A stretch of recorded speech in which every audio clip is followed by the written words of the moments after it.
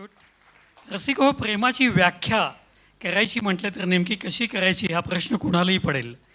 पण प्रेम आयुष्यात येतं कसं याच्यावरती सुधीर मोघेंनी एका कवितेमध्ये असं म्हटलेलं आहे, दाटून आलेल्या संध्याकाळी अवचित सोनेरी ऊन येतं, तसंच काहीसं पाऊल न वाजवता आपल्या आयुष्यात प्रेम येतं.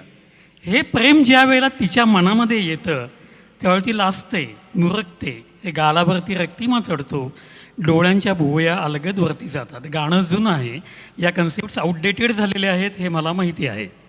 हळूच त्याच्यानंतर हीच भावना त्याच्याही मनामध्ये जाते आणि त्यालाही वाटायला लागतं की हे प्रेम आता व्यक्त करायला पाहिजे.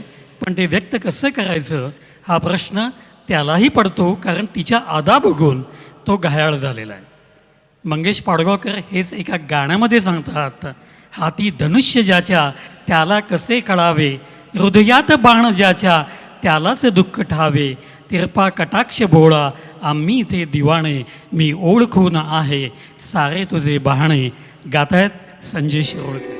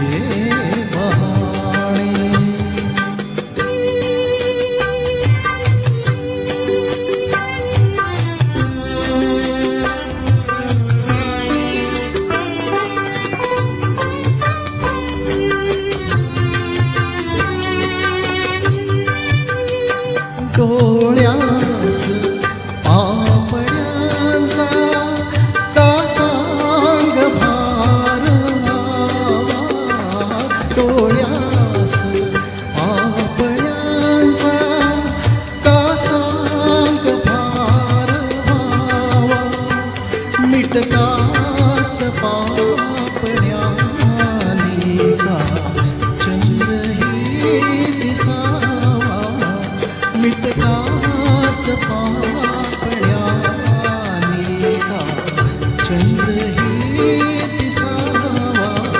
हे प्रश्न जीव घेणे, हे प्रश्न जीव घेणे, हरती जिथे शहाणे मी ओळखून आहे सारे तुझे बहाणे, मी ओळखून आहे सारे तुझे बहाणे.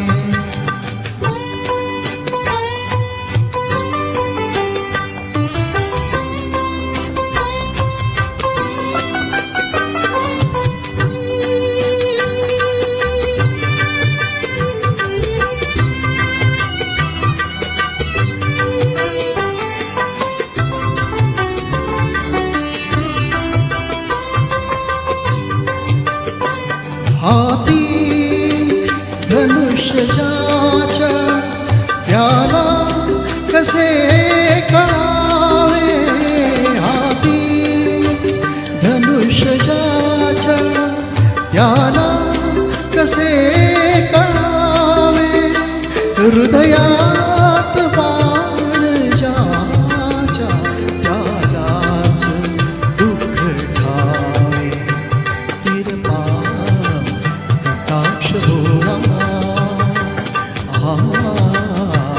तिरपा कटाक्ष भोळा, आम्ही इथे दिवाणे, मी ओळखून आहे सारे तुझे